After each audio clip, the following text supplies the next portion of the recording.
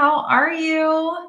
Happy December 17th, wherever this may find you in the world. I would love actually to know where it finds you in the world. So if you haven't already, please join Jim and Giacomo and me and Jeff and Princess and Richard and Rachel in the comments and let us know where you're coming in from. I have a matcha latte today, which I'm very excited about. And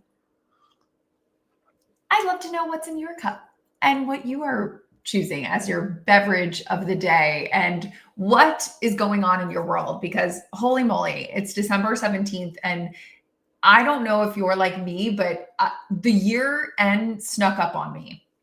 I do not have Christmas decorations up. I know it's December 17th. I'm running a little behind. No, the New Year's cards / holiday cards have not gone out yet.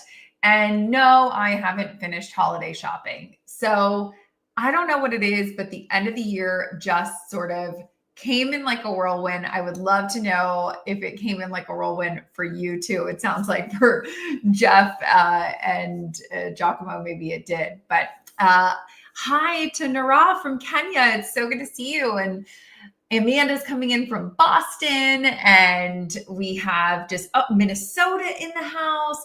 I love that we are all spread out, but we are all together in this digital cozy coffee shop.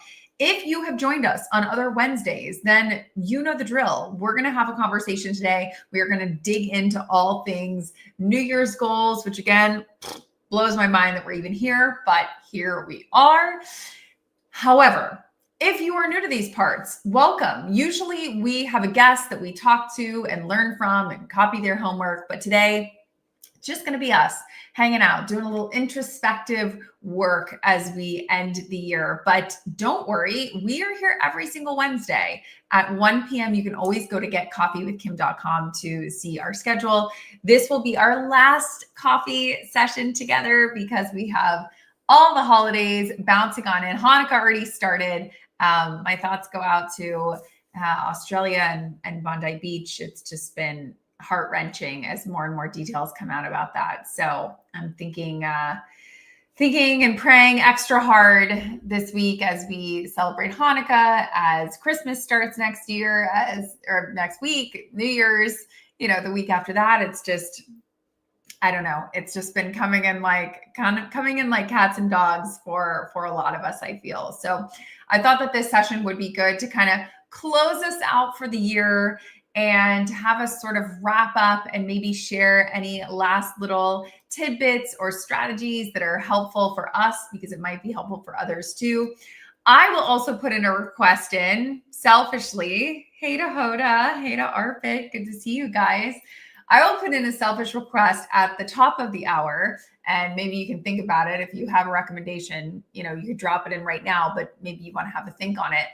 I try to really disconnect over the holidays. I really try to, relax, stay away from screens, etc. So part of that process is I always love to dig into some good books. I love digging into some good books.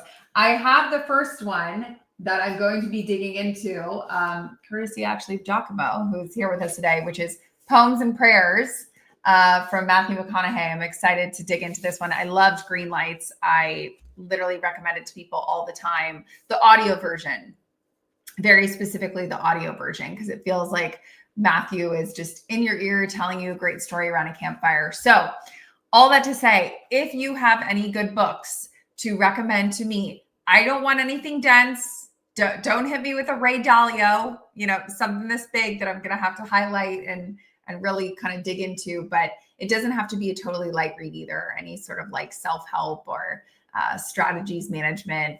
I love all of it. The fun books, the murder mysteries, all the good stuff. So if you have a book recommendation, I would love to hear it, because I feel like you and I have very similar tastes. So if you like it, I will also probably like it as well. Okay, so let's dig in so we can really hone in on 2026, get ourselves together in terms of kind of what we're dreaming up, what we're really hoping for as we head into the new year. Like I said, if you're new here, we do these workshops all the time. This one happens to be on goal setting. We've already done the first most important part, which is meet each other. Hi, I'm Kim. If we haven't already met yet, we are going to go into really the difference between a goal and a resolution. You have heard me say goal this entire time, and you know, any content I put out, I really try to post about goals instead of resolutions. You're going to see why that is. Really kind of digging into the how. I personally, this is the system I use, but you know, I would love to know kind of the system you use, and you know, any tips and tricks. I'm always like game to know what's helpful for you, because it might be helpful for me too. So kind of the how I think about it, who, which is important. Most people forget that part. Kind of some must-dos, things to avoid, all that good stuff. If you have questions, if you have comments, if there's things that are helpful for you, you know, I would like to know it.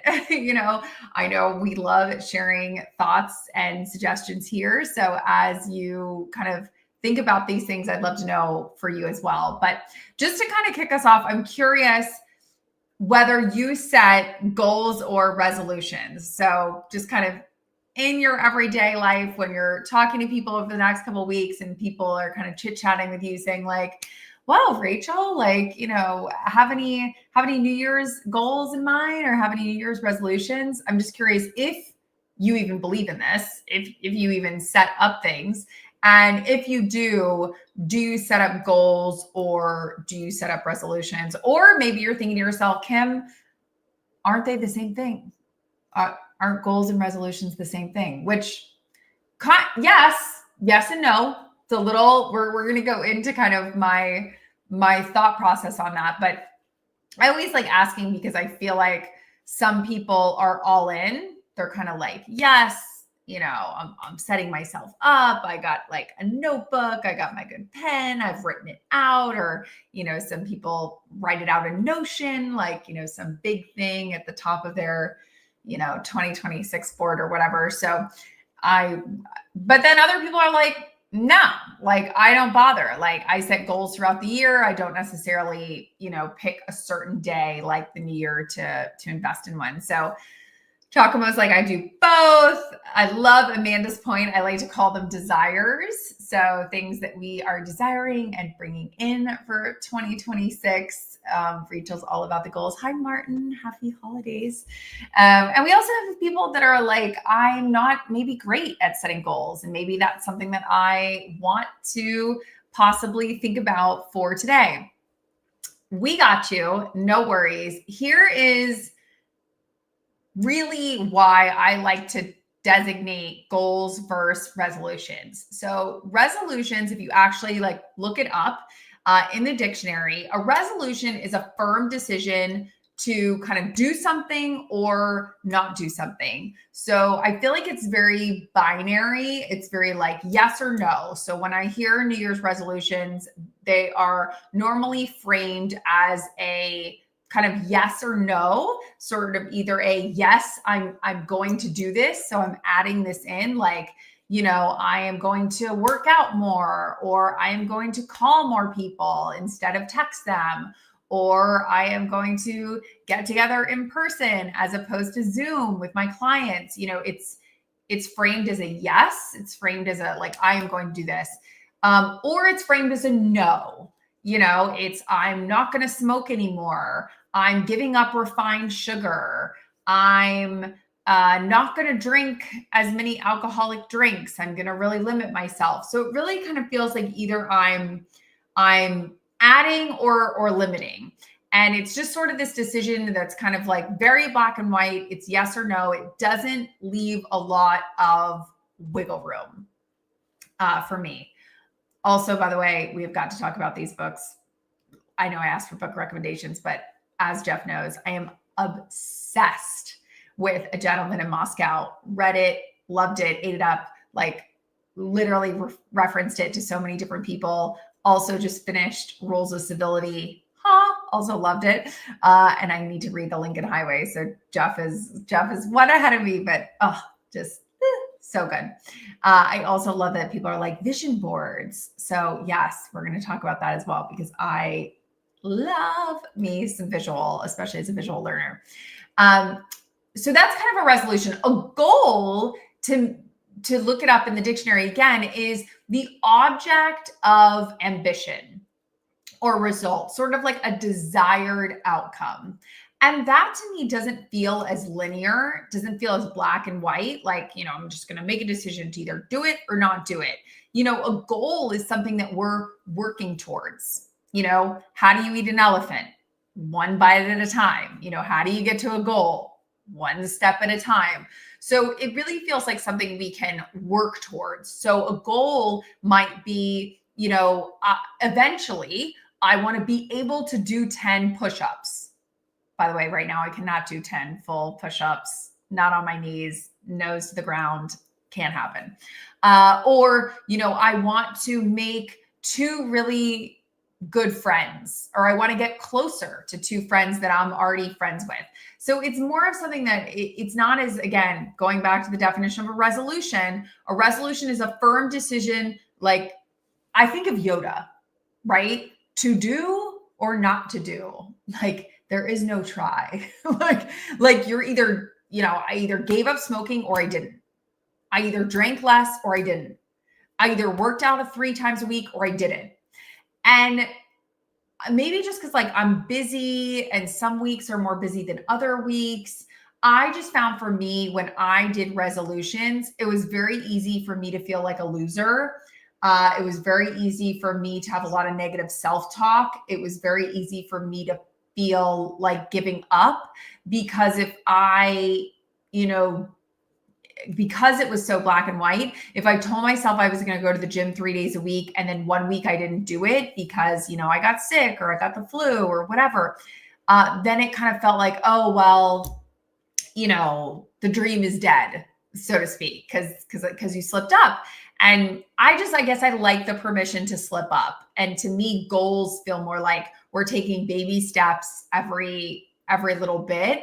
And so maybe I can do 10 awesome push-ups, but right now I got to start with 5, and then I got to work my way to 6, and then I got to work my way to 7. And maybe one week I'm kind of sick. I feel kind of off. Instead of doing the 7, I'm back to 5, and then once I start feeling better, I'm back to 7. So it just feels a little more fluid for me. So that's why I really appreciate kind of a goal versus a resolution. But I've also noticed with my friends, and it might be true for you too, different strokes for different folks. Like, some people are like, no, Kim, like, I need to be strict with myself, kind of like, it reminds me of like 75 hard, if you've ever heard of that, where people are like, if you mess up once, like, you start the 75 days over again. Like, you must drink a gallon of water. You must. And for some people's personality, like, that is like, yes, like, give it to me. And then maybe just for my personality, like, I don't know, that doesn't work as well for me. I kind of need the permission to, like, some weeks I'm going to be good and some weeks I'm going to be bad, but we're still always making movements forward. That, for me is sort of like the middle ground. So I'd love to know for you. And also, just like, step number 1 is figuring out, like, which type of person am I? Like, am I the 75 hard? It's got to be a resolution. Like, it's all or nothing, yes or no. Or are you more of like, it's a little more goal, like, I'm going to work up to it, how we eat an elephant, 1 step at a time. So step 1 is figuring out, like, what type of person are you? And I feel like a lot of people know that, but sometimes you need to, like, sit with it for a second and be like, well, what does move the needle for me? And, like, how does that work? And what does that look like? So if you decided, I'm a resolution person, like, Kim, I thought about it, I'm a resolution person. If that is you, I would highly suggest you set up a system to track what it is you're doing. Because again, it's very binary. Like, I'm drinking or I'm not. I'm going to the gym or I'm not. So really figuring out, like, what does that look like? And I would recommend, I use it all the time because, again, like, different strokes for different folks. There's certain things that I do try to do every day, like drink my freaking water. I set a goal of drinking half my body weight in water. So hard, but I either do it that day or I don't. So I use this app called Streaks. If you haven't looked at it, it's awesome. This is what it looks like in the App Store. It's orange. I don't have an Apple Watch. A lot of my friends that have Apple Watches can kind of close the rings, so to speak, and do things in their Apple Watch. I'm not that fancy. I don't have an Apple Watch. I can't set my own thing. So I had to get the Streaks app. It's free. One of the best apps I've downloaded. It's not glitchy, again, but very binary. Like you close the ring that day, like you either drank the water or you didn't. So that's what I would suggest if you're kind of looking at things more of a black and white. Did I do it today or did I not do it? I love this point from Jeff. I found the One World Challenge to be far more effective than a goal or a resolution. Okay, Jim, share with everybody, what prompt or template you use to find that word. Cause I feel like that would be good. Andy's like 50 pounds of water is a lot. Sorry. Half my body weight in water. So if I'm not going to tell you how much I weigh. If I weighed 100 pounds, I would have to drink 50 ounces of water, which actually, I don't have it with me. It's actually not that much. I have like a 38 ounce Yeti and you figure that's like 1.5, totally doable. So it's ounces of water. It's not pounds of water. That would be insane, Andy. You're right. Okay. I would suggest Streaks. I would suggest that for resolutions. If you want goals, that is something that you are going to have to not only set and track, but you're probably going to have to tweak it. Because again, it's a goal that's going to be moving, 10 push-ups. What happens if you break your wrist? You might have to adjust it as you go. So the structure choice that I use for this is the SMART system. You may have heard of SMART. I put the remix because the traditional acronym for SMART is a little bit different than the way I do it. So this is the way I think about it. So when I think about a SMART goal, I think about something specific for the S, something measurable, that's the M, something attainable, that is the A, something relevant, that is the R, and something time-based for the T. So something specific, something measurable, something attainable, something relevant, and something time-based. So a lot of times people are like, that seems like a lot, and it is. But, to Giacomo's point, we got to keep building brick by brick. So, yes, you need something specific. You need something attainable. And a lot of times when I'm talking to friends, they'll say like, well, give me an example, give me an example of what that means. And I'll give you an example, but the two kind of that I think are the most difficult, that I see the most people kind of mess up on, is the S and the M, the specific and the measurable. I think those are sort of like the hardest ones. So the standard is the specific, measurable, attainable, relevant, and time-based. My little remix to that is specific and measurable. So those are the same, the S and the P, the S and the M. But instead of attainable, relevant, and time-based, which is like the standard one, I do accountable, realistic, and timed check-ins. Because when it comes to goals, I just find that the pressure of another person, for better or for worse, really can make a world of difference. I think that that's just something that we all need. And, it's certainly something that I get a lot out of you and out of us being here every single Wednesday. That's sort of the accountability of it. To Jim's point, I think it's great as a challenge and something to really push for. So I'll kind of break down each one with an example, because I think that for me, the way I learn best is to kind of see it in real life. So perhaps you are the same way as me. So the first thing is to get really specific. with what you're going to work towards for a goal. So instead of just saying, I want to work out more, I find that's very amorphous. What does that mean? I want to work out more in what sense? Does that mean running? Does that mean lifting weights? Does that mean just getting 10,000 steps in? Maybe not so much of a formal workout, but more of like a move your body, so get specific. So instead of just, I want to work out more or I want to move more, instead say, I want to complete 10 full push-ups. Like 10 full not 10 push-ups on your knees. That was not, we're getting really specific. 10 full push-ups, because as specific as you can get, the better. So again, instead of just saying like, I, want to keep something general is good, but I guess, again, going back, it's going to be hard. It's going to be hard to measure that. It's going to be hard to figure out if you've really gotten there. And I want you to be careful not to get stuck in the hows. Do not get stuck in the dreaded hows. If you are somebody who kind of gets stuck in the hows a lot, like, well, how am I going to work up to those push-ups? And how am I going to find time for the gym? And how, if that is something that trips you up a lot, I highly recommend this book. It's called Infinite Possibilities by Mike Dooley. I read it. I was reading it once a year. I've now kind of slipped and I read it every about a year and a half because it's like a good reminder. He calls them the cursed hows. And I love that because you get stuck.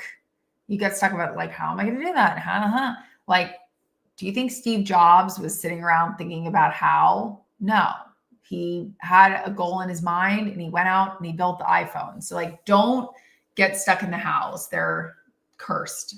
And if you need help with that, again, the book Infinite Possibilities by Mike Dooley will absolutely help you with that. Next up is measurable. The reason we want it to be measurable is we want to figure out, have I gotten there? So if you just say, I want to go to the gym more, and then you end the year, you end 6 months and you kind of check in with yourself, what does that mean? Did you more than what? What does that look like? So, 10 full push-ups or, more responsibility at work. So, the 10 bullet points of everything you do at work now. In 6 months, if all of a sudden you have 15 bullet points at work, well, then you got more work, you got more responsibility. So something that's very clear to figure out, did you actually accomplish that?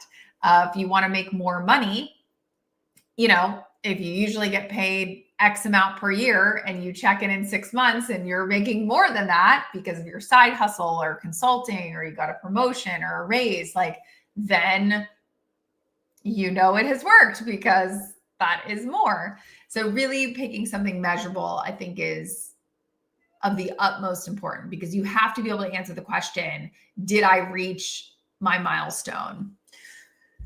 Here is my first kind of deviation from the SMART goals. And I really think accountability, and by the way, there's tons of studies on this scientifically, that you are more likely to do something or accomplish something when there's somebody else around you or in the room. And by the way, this is true even for children. So if anybody's ever heard of like the marshmallow test, where they give a kid a marshmallow and they say, if you don't eat this, and I'm going to go out, and when I come back, we'll eat the marshmallow together, or I'll give you 2 marshmallows. The minute the person leaves the room, half the kids are like marshmallows to the face. Whereas obviously if the person stays in the room, they do not do that with the marshmallows because they have been told not to eat it. So I use that example because I think it's just human nature. When you have sort of somebody else watching you, you don't tend to be a little naughty. You don't tend to kind of slip up as much. So we've all been there where we sign up for something, whether it's volunteer work or maybe a workout class or something like that. And you wake up that morning and you don't really want to go, but you told your friend that you're going. You're like, but I'm meeting Molly at 10 a.m. at the bookstore because that's what I told her. So even though I don't feel like doing it, and I probably wouldn't do it if I was just by myself, the fact that I'm meeting Molly there, like, I got to get up and go, that sort of having that accountability partner can really help you stay on track in a meaningful way. So I think that it's really fundamental to help you achieve your goals. So when you think about these different goals that you're setting, so again, going back to the example I gave of like the 10 push-ups or the more responsibility at work or the more money, really think about who can hold me accountable for this and how can they do it? So are they holding me accountable by texting me? Are we holding each other accountable by calling each other once a week to check in? Are we emailing each other, every 2 weeks and giving a recap of the last 14 days? Like, who is that person and what is the structure that we're going to be accountable for? So if you're saying, I want to be able to do 10 full push-ups, then maybe your friend Laura at the gym, who's maybe at the check-in desk or a trainer or just a friend that you see, a lot of the gym, maybe Laura becomes your new accountability person. And you say like, Laura, can I text you every single day and just say like, I've done my push-ups for the day. And all you have to do is put a thumbs up, that you read the text message. And she'll say, sure, I'd love to help you out. Or, I want more responsibility at work. Okay, well, Abby, my coworker, is going to help me figure out, how I can structure that or how I'm going to do that. And we're going to check in once a week on a call and make sure that I'm progressing towards that goal. And, I use this example of Jeff in here. Hopefully he doesn't mind that. Because I also want to say that so much of this also doesn't have to necessarily be done by people in your everyday life that you are seeing in person. So if your goal is, I want to make more money, then maybe somebody from Coffee with Kim, maybe Molly or Giacomo or Rachel or James or Jim or Andy or David or Liz would be like, yes, like I would love to be able to check in with you once a month and see if you're getting towards your goals. So I think utilizing people wherever those people are located, doesn't necessarily have to be in your town or with you, is just super, super, super important. And I think that really helps move you towards your goal in a more meaningful way. I love that being here has helped you navigate so many experiences. I know it's helped me navigate a lot too. So I think having that accountability partner just really can change the game. I also want to make sure that we're setting realistic goals for ourselves. I think that it's important to figure out what is realistic and sort of what's accessible and what is what we call a BEHAG. So hopefully everybody knows what BEHAG is. If you don't, I'm about to tell you. A BEHAG goal is, again, another acronym, and the B stands for big, the H stands for hairy, the A stands for audacious. So it's big, hairy, audacious goals, and the G meaning goals. So BEHAG goals are exactly as they sound, big. So it's not just, I want to complete 10 full push-ups. It's, I want to become a bodybuilder. It's like these big goals, like, whoa, or like, I want to run a marathon, like big goals. And I love BEHAGs, but you can't start off 2026 with like 10 BEHAGs. It's too much.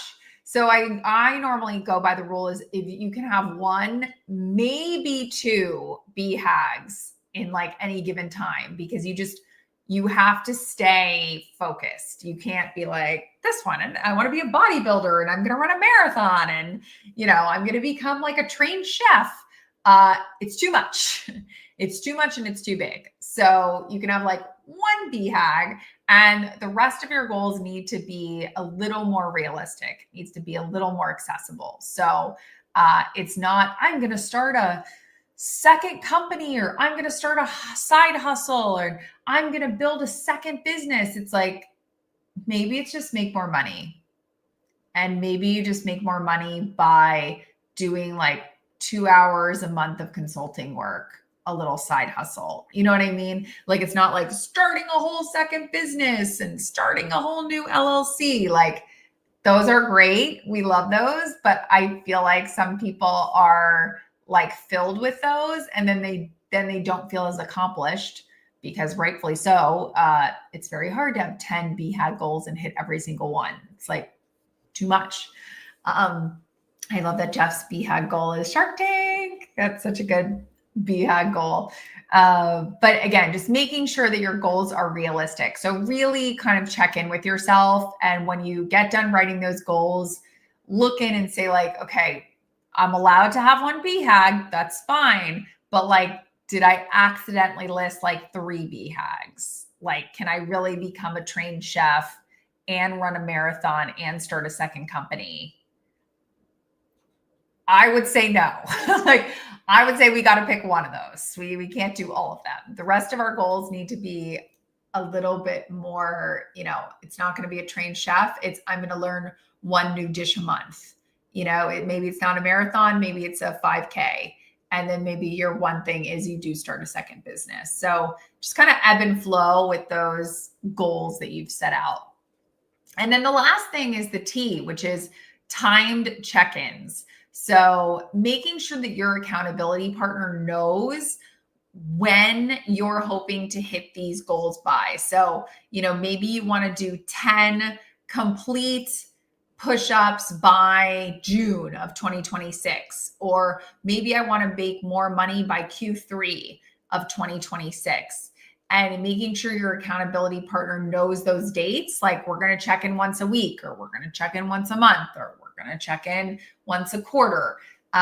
Really kind of figure out what that's going to look like. I love this BHAG goal from Andy, which is attend 75% of each month's Coffee with Kim sessions. I love that because I feel like we all learn a lot from each other. So that would be super, super great. So I think just getting those time check-ins, really figuring out when that person's going to contact you, how you're going to know if you're making movements.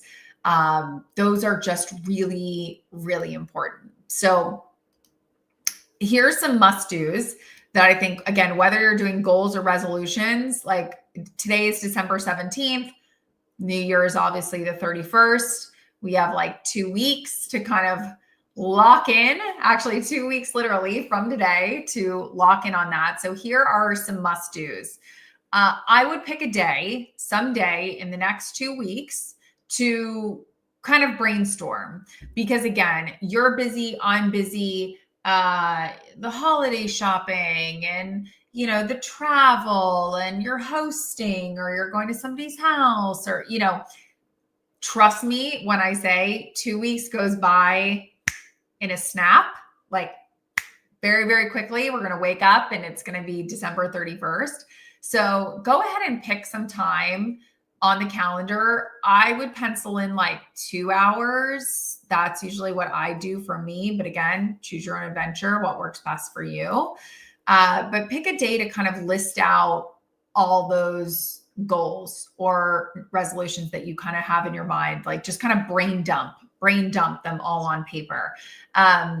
Once you have those written out, kind of think about when you want to check in with yourself. So not necessarily somebody else, but when you want to check in yourself about those goals. So again, speaking for myself, I usually do quarterly. So it's just kind of easier for me to remember, maybe because I own my own business. So like I'm always on a fiscal calendar, but like Q1, Q2, Q3. So that's what works for me. But again, some people do monthly, some people do every other week, just kind of figure out when you want to have that little check-in with yourself and mark those on your calendar so that that calendar reminder is already set up for 2026. You don't even have to worry about it. The next thing I want you to do over the course of the next 2 weeks is find that accountability partner and give them all the relevant info that they need. So if I know that I want to be able to do 10 push-ups and Laura at the gym has agreed to help me, I'm going to tell her, okay, Laura, my goal is to do 10 push-ups by June. That means by March, I have to be halfway to my goal. I have to be able to do 5 push-ups, which means, I want to check in every other week and make sure, I'm at least adding 1 push-up to my set list or 1 exercise that's going to help me do push-ups or whatever it is. So get that accountability partner and set up a cadence with them and all the relevant info that they're going to need. So when you want to accomplish this by, how you want to check in with them, etc. I think that's really important. And then the last thing I will say is you want to display this goal. I would take my camera off of the computer right now and kind of show you around my screen, but I fear the camera would come unplugged and it would all go terribly. So I will instead read to you. I have about 1, 2, 3, 4 Post-it notes that I have put on my computer. And actually one of them, Jim, has a word on it. I will actually just take it off because my word of 2025 was audacity. So whether it's a word of the year, like Jim was saying earlier, or if it is, the 10 push-ups or something like that, display it. I also, on my bathroom mirror, have a Post-it note there as well, so that every morning when I'm brushing my teeth, every night when I'm brushing my teeth before bed, in the morning or in the nighttime, I am looking at that goal. I truly, truly feel that displaying it, it can seem a little cheesy. It can seem like, does that really do anything? Like, it does. Visualization does wonders. I would really encourage you, if you haven't already, or if you need a little bit of inspiration, Michael Phelps has, the swimmer, the US Olympic swimmer, has done some amazing podcasts about his visualization techniques and how visualizing setting the world record, visualizing hitting gold and what that would feel like. So there's a lot of power. And obviously he's won a ton of gold medals. So you and I will not be doing that. So we could take a little lesson from him.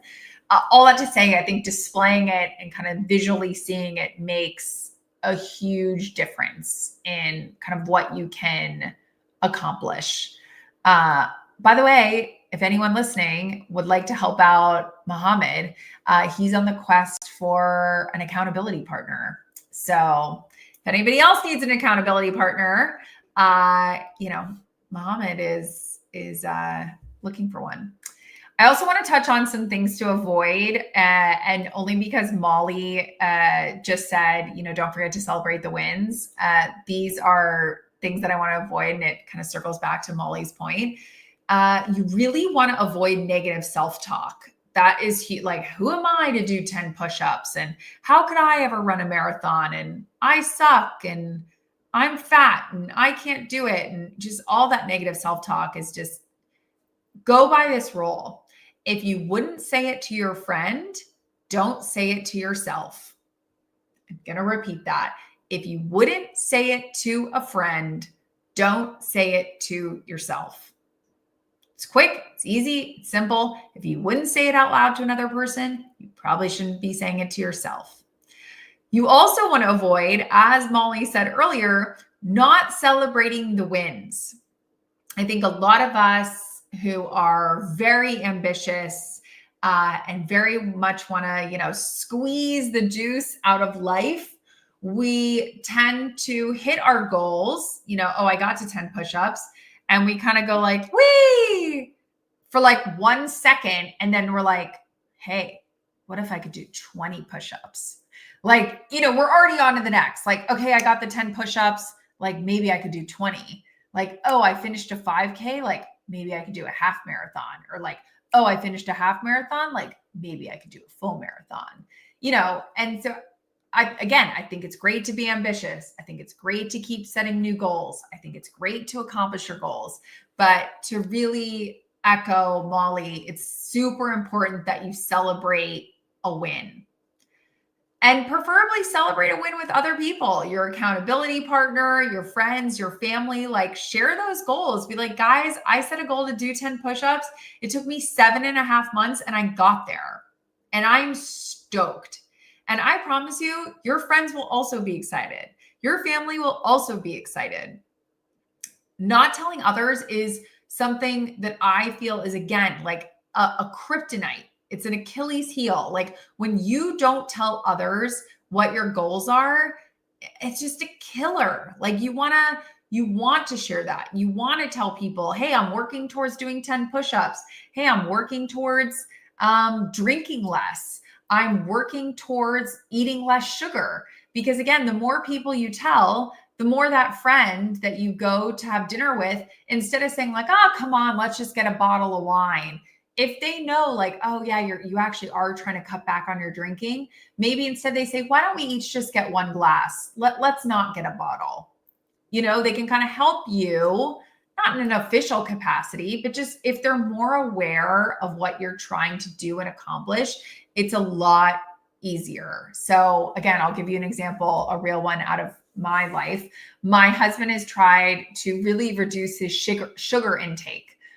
He went in for a checkup and his blood sugar, I think it's blood, whatever you put the glucose monitor in for, glucose levels, maybe.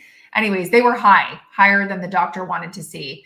And so he's like, you really need to cut back on your sugar. So we told everybody. We told his parents, we told our friends, and it's really been helpful. Like, his mom, for example, loves baking, but she hasn't been bringing her baked goods over here, which again, if there's not a scone in sight, then you can't eat the scone. So, it's helpful to kind of tell others, because then they'll kind of adjust, what they're doing. Or like, we went to have a little holiday celebration over at some friends' houses, and they knew that Fernando was trying to like eat less sugar. So for dessert, everybody else had cake, and they bought him some like blueberries and raspberries. So like, he felt like, he was still having dessert with everybody, but he wasn't eating the chocolate cake that everybody else was. So they just kind of adjusted. And by the way, he loved the berries and it all worked out. So again, just the more people that you can tell, friends, family, coworkers, colleagues, just the more thoughtful and the more considerate that other people can be.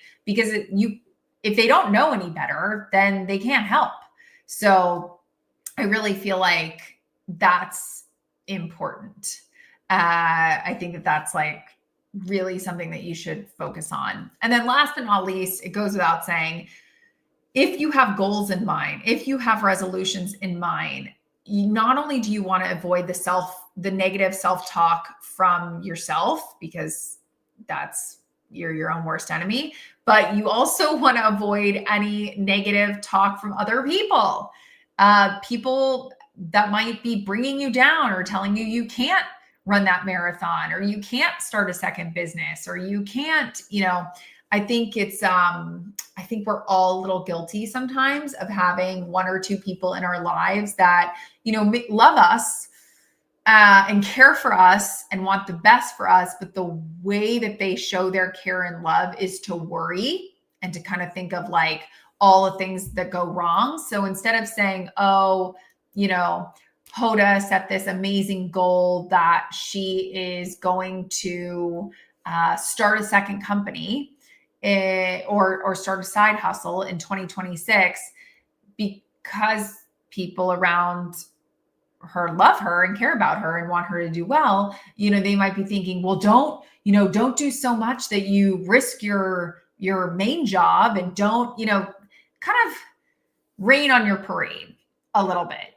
It's, you don't want to get in a bubble where everybody just says, good job. You can do it. You want a little bit of that sort of real talk or real feedback, but you know what I'm talking about. You just don't want to surround yourself with anyone who's going to bring you down. It takes so much effort and momentum to hit these goals, to hit these resolutions. So I think that those are important. I'm curious if you have any other things that you actively try to avoid when you are setting goals or resolutions. Those are the 4 that I find the most prevalent, and for me really are the most meaningful, especially that negative self-talk. That is, I always tell people, like, you know, good luck trying to say something mean about me, because I've probably said 10 times worse to myself, because I am literally my own worst critic and my own worst enemy. So I'm curious if there's anything else that you feel like you should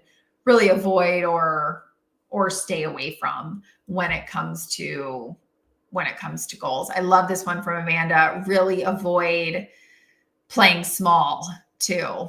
Kind of go big or go home. Maybe not BHAG big, but big. Yeah, I think really setting those big goals and being around people who make you think bigger and push you to be bigger is really important.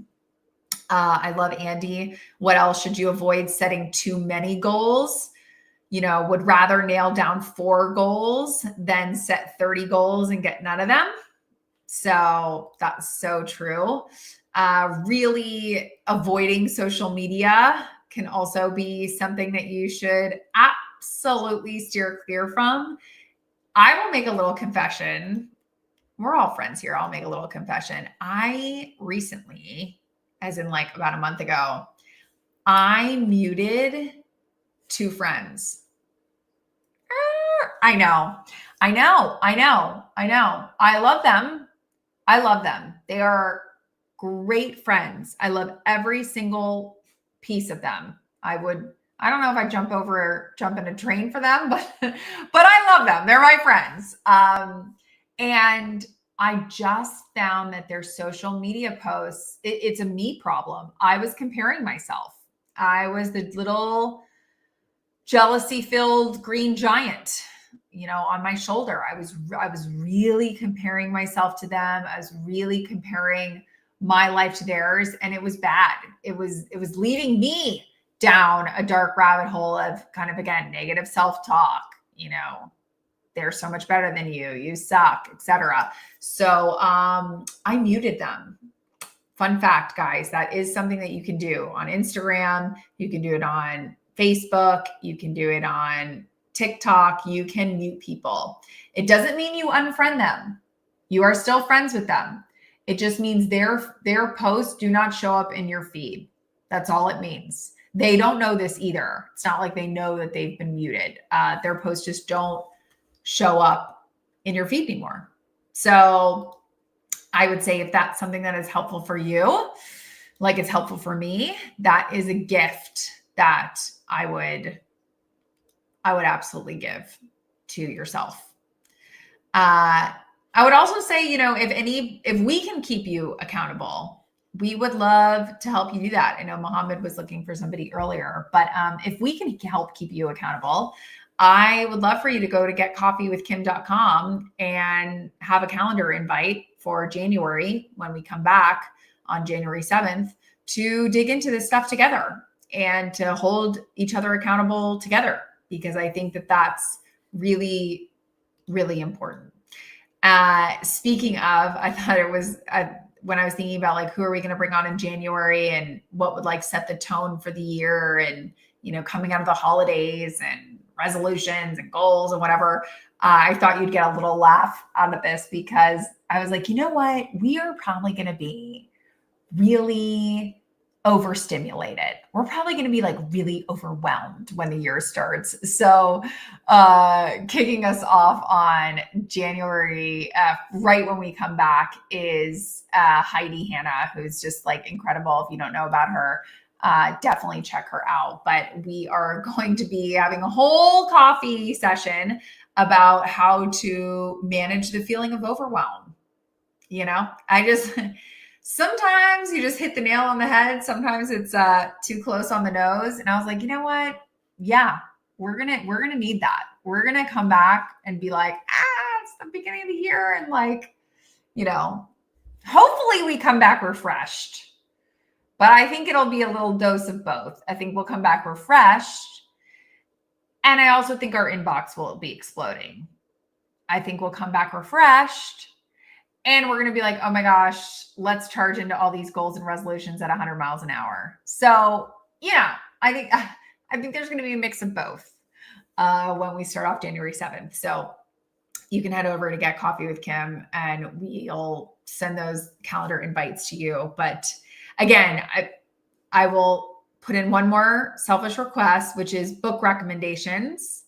If you have any book recommendations, I like to unplug over the holidays, not in front of a screen. I either do physical books like this one, or I will do some Kindle reading. So I guess technically that is a screen, but when in doubt, I will do some Kindle reading. So if you have any book recommendations that you really loved that you think I would like, I would so appreciate you sending those over to me as we kind of dig into a holiday. And I'd love to know from you, what are some things that you're thinking about for 2026? What are, I'm really thinking about who we want to bring in to have conversations with as we kick off the year again in Q1, because I think in quarters.